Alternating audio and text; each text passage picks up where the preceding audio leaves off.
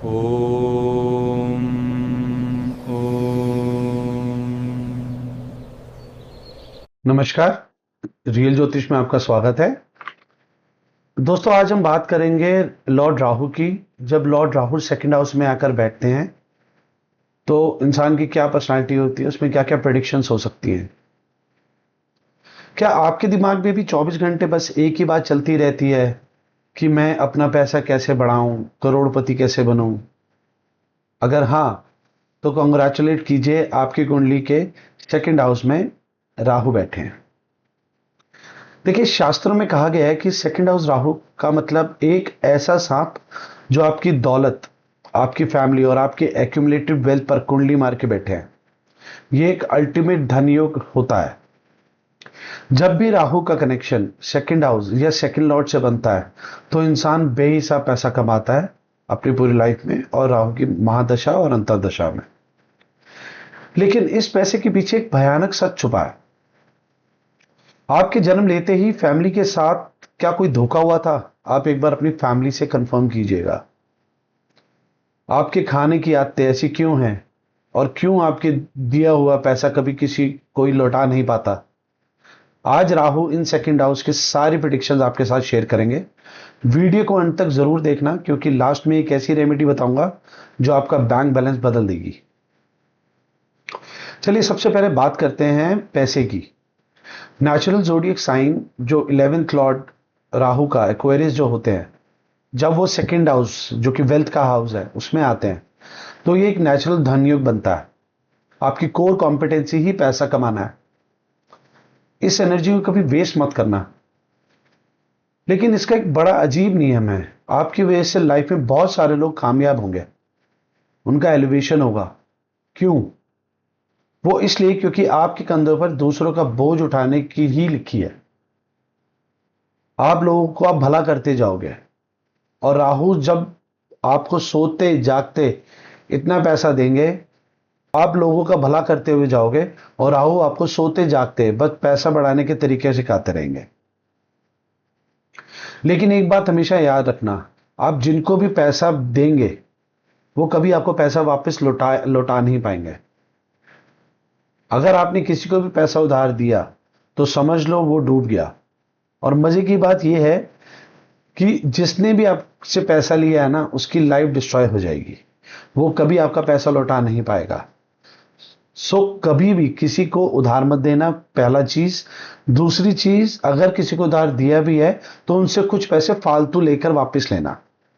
जैसे 10 या 20 50 रुपए वापस एक्स्ट्रा लेके, सपोज आपने 5,000 दिए हैं तो 5,100 या 5,050 रुपीज एक्स्ट्रा लेके वापस लेना, नहीं तो उनकी लाइफ डिस्ट्रॉय हो जाएगी। अब एक ऐसी बात है जो आपको किसी बुक में नहीं मिलेगी, वो ये है कि जिनका भी राहु सेकंड हाउस में बैठे हैं, उस इंसान को कभी भी खाते हुए देखना, उनकी फूड हैबिट्स बिल्कुल अलग होती हैं। उनको नॉर्मल देसी खाना पसंद नहीं आएगा। पिज़्ज़ा, बर्गर, पास्ता, या ऐसा जो शॉर्टकट वाले फूड्स होते हैं, मैगी, ऐसा ऐसा खाना पसंद आएगा। खाना खाते हुए बहुत वियर्ड सी साउंड निकालते हैं, खाने को ढंग से नहीं चबाते हैं। देखिए, पास्ट लाइफ में ये खाने का ये इतना बड़ा क्यों इनके साथ इशू रहता है, क्योंकि पास्ट लाइफ में जब ऐसे लोगों की डेथ होती है तो इनकी डेथ बिना खाने की होती है। इनको लास्ट टाइम में खाना नहीं मिलता, तभी इस लाइफ में राहु उनको खाने की इतनी प्रॉब्लम देते हैं। और क्योंकि आपके 8th हाउस में केतु बैठे हैं तो लाइफ के लास्ट फेज में आपको ब्लॉकेज की इश्यूज आएंगे, खाना खाने में दिक्कत हो सकती है, पाइल्स की इश्यूज आएंगे। तो इसलिए अपनी फूड हैबिट्स पे अभी से ही कंट्रोल करके चलें, ताकि लास्ट में, लाइफ के लास्ट फेज में आपको कोई दिक्कत ना आए। आप ये देखिएगा कि जो भी राहु सेकंड हाउस वाले होते हैं, अगर उनकी शादी पे कोई जाता है तो इनफैक्ट उनकी शादी का भी खाना ना लोग सही से हजम नहीं कर पाते हैं। वो क्यों? क्योंकि राहु का एक सिग्निफिकेशन पॉइजन भी है, और सेकंड हाउस खाने का है। तो उस खाने में पॉइजन मिल गया तो डाइजेशन इश्यूज, फूड पॉइजनिंग, इन सब का खतरा रहता है। काफी ऑड हिस्ट्री होती है फैमिली में, जिसे एक्सप्लेन करना काफी मुश्किल है। जैसे अचानक घर से कोई गायब हो गया, गुम हो गया, जिनका कुछ पता ही नहीं है वो कहाँ है, इनकी मदर को कोई ना कोई प्रॉब्लम जरूर रहती है। और सबसे बड़ा राज, इस फैमिली में अनयूजुअल फूड, मेडिसिन्स या पॉइजन को लेकर एक हिस्ट्री जरूर मिलेगी आपको। या तो इनकी फैमिली में कोई पॉइजन रिलेटेड काम करता होगा, या इनकी फैमिली में किसी पॉइजनस फूड की वजह से किसी की डेथ जरूर हुई होगी। बट ये भी एक पॉजिटिव साइन है कि ऐसे लोग हमेशा किसी को भी खाना खिलाने के लिए हमेशा आतुर रहते हैं, हमेशा तैयार रहते हैं। जिस दिन आपका जन्म हुआ था उस दिन आपकी फैमिली के साथ पैसे को लेकर बहुत बड़ा धोखा हुआ था। आप एक बार अपनी फैमिली से कंफर्म कीजिएगा, पेरेंट्स से कंफर्म कीजिएगा। तब भी आपके पैदा होती फैमिली का नाम अचानक से नीचे जाएगा। इस धोखे की वजह क्या है? इस धोखे की वजह यह है कि आप बचपन से ही पैसे की अहमियत समझ गए हैं और मनी मैटर्स में आप थोड़े क्रूअल या ये कहें कि थोड़े प्रैक्टिकल हैं।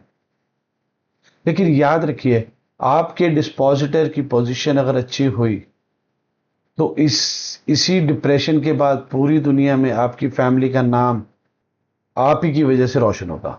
अब देखते हैं कि अलग अलग साइंस में अलग अलग प्लैनेट्स के साथ राहु क्या खेल खेलते हैं। राहु जब टॉरस राशि में होते हैं या सेकंड हाउस में टॉरस राशि आती है, या वहां पे किसी मेलिफिक एस्पेक्ट हो जाता है, तो नेटिव को स्मोकिंग की आदत लग सकती है। राहु देव जी जब वर्गो राशि में होते हैं सेकंड हाउस में, आपकी कोर कॉम्पिटेंसी ही डिस्प्यूट और झगड़ों से पैसा निकालना है। कोर्ट कचहरी या ऐसे विवादों से अमीर होंगे आप। राहु देव जी जब कैप्रिकॉन साइन में होते हैं सेकंड हाउस में, आपने अगर किसी से भी पैसे उधार लिए तो आपकी जॉब में एकदम से प्रॉब्लम आना शुरू हो जाएगी। वैसे ही जब राहु सूर्य के साथ होते हैं तो ये बुरा कॉम्बिनेशन नहीं है, काफी अच्छा कॉम्बिनेशन है। पावर और मनी के लिए स्ट्रगल नहीं करना पड़ता। लेकिन अगर ये लिब्रा में हो जाए तो इंसान डरता बहुत है और डिजायर्स की वजह से चीट होता है। अपने स्पाउस को कमाने के ये लोग, अपने स्पाउस के सामने ये लोग एक बकरी जिसे बोलते हैं वो बनकर रहते हैं। अगर कैप्रिकॉन में यहां पे राहु और सन का एक कॉम्बिनेशन है तो ये बेसिकली आईएएस ऑफिसर का कॉम्बिनेशन बनता है। जल्दी मैटर सॉर्ट आउट करते हैं ये लोग, हेड ऑफ द फैमिली होते हैं। हालांकि बॉसेस और एम्प्लॉयज इनसे हमेशा खफा रहते हैं, परेशान रहते हैं, क्योंकि ये प्योर हार्टेड होते हैं और काम बहुत सख्ती से करवाते हैं। अब ये देखिए, जैसे सेकंड हाउस में अगर राहु सैटर्न और मार्स की युति हो जाए, ये कॉम्बिनेशन कुंडली में कहीं भी हो, ऐसा इंसान किसी विडो फीमेल जो होती हैं, विधवा जो औरत होती हैं, उनसे धोखे से प्रॉपर्टी लेते हैं। शुरू में सारे कंफर्ट्स मिलते हैं, बट अब ये देखिएगा जैसे जैसे इनकी लाइफ बड़ी होती है, इनका सैटर्न ग्रो करता है और मार्स डाउन करता है, तो इंसान अपने स्टेटस से नीचे गिर जाता है और अपनी सारी दौलत खो देता है। इसका सेलर अक्सर स्कॉर्पियो असेंडेंट का होता है। आप देखना, जो भी प्रॉपर्टी लेते हैं जिनसे भी, वो स्कॉर्पियो असेंडेंट के होते हैं। तो एक एडवाइस यहाँ पे मैं ज़रूर देना चाहूँगा, प्रॉपर्टी खरीदते वक्त कभी ज़्यादा नेगोशिएट मत कीजिए, क्योंकि आपकी लाइफ में, फैमिली में पहले ही बहुत गलत तरीके से प्रॉपर्टीज़ ली गई हैं। ये एक बेसिकली कर्ज की तरह काम करता है, तो ज़्यादा नेगोशिएट मत कीजिए, नहीं तो वो पैसा कहीं और निकलना स्टार्ट हो जाएगा। अब बात करते हैं दोस्तों सबसे बड़े सीक्रेट की। राहु केतु हर किसी के चार्ट में एक्टिवेट नहीं होते हैं, क्योंकि ये सिर्फ मिरर्स हैं। इनको चलाने के लिए इनका डिस्पोजिटर जिस राशि में बैठते हैं, उनका जो स्वामी होता है, अगर वो एग्जॉल्टेड हो, स्व राशि हो, या स्टेशनरी स्तंभी हो जाए, जैसा कि ग्रहण के वक्त होता है, तो ये ऐसा राहु या केतु बहुत पावरफुल माने जाते हैं। आपके लिए सबसे बड़ी बात यह है कि, या ये कहें कि आपके लिए सबसे बड़ी वार्निंग ये है कि आपको हमेशा एक पॉजिटिव बोलना चाहिए। आपके मुंह से निकली हुई बात मैनिफेस्ट हो जाती है। ऐसा भी बोला जा सकता है कि आपके पास वाक सिद्धि है, तो इसलिए कभी भी किसी को बद्दुआ मत दो, किसी को गलत मत बोलो, क्योंकि वो बात सच हो जाएगी। फिर आप बाद में रिग्रेट भी करोगे। ऐसे ही जब मर्क्यूरी राशि में, जैसे टॉरस असेंडेंट के लिए मर्क्यूरी राशि सेकंड हाउस में आती है। अब एक वास्तु से रिलेटेड आपको एक प्रिडिक्शन देते हैं। मर्क्यूरी राशि टॉरस असेंडेंट वाली स्पेशल रेमेडी पर, अगर आपका राहु सेकंड हाउस में है टॉरस असेंडेंट के लिए, अगर आपका राहु सेकंड हाउस में है, क्योंकि वहां पे एग्जॉल्टेड हो रहा है, क्योंकि राहु सेकंड हाउस में एक तो धनयोग बना रहा है, ऊपर से मरकरी की राशि में जहां पे वो एग्जॉल्टेड होता है, दोनों कॉम्बिनेशन आ रहे हैं। और अगर इसका कनेक्शन मरकरी के साथ भी हो जाए तो घर में एंटर करते ही लेफ्ट हैंड साइड पर या तो टॉयलेट होगा या स्टेज होंगी। घर में कोई एक मेंबर कोई लंबी बीमारी से भी जूझ रहा होगा, उनकी कोई लंबी बीमारी चल रही होगी। इस स्टेज की वजह से आपको बार बार घर बदलना पड़ेगा। इसमें एक छोटी सी रेमेडी ये कर सकते हैं, अगर आपको पैसे की हमेशा के लिए दिक्कत सॉल्व करनी है, खत्म करनी है, तो एंट्रेंस से वो स्टेज हटवा दीजिए, या ऐसे घर में रहिए जहां पे एंटर करते स्टेज ना हो। ये सीढ़ियों का जो वास्तु दोष लगा हुआ है ये दूर करो, यहां से आप ग्रो करना स्टार्ट हो जाओगे। तो दोस्तों, आपके लिए सेकंड हाउस के राहु ने भी आपको पैसे के लिए क्रेजी बनाया हुआ है। मुझे नीचे कमेंट्स में जरूर बताएं कि आपके घर के एंट्रेंस के लेफ्ट में स्टेज हैं या नहीं। वीडियो अच्छी लगी हो तो लाइक कीजिए, चैनल को सब्सक्राइब कीजिए, और एस्ट्रोलॉजी के ऐसे ही गहरे राज जानने के लिए बेल आइकन दबाना मत भूलना। मिलते हैं अगली वीडियो में, तब तक शुभ राहु शुभ धन। Thank you.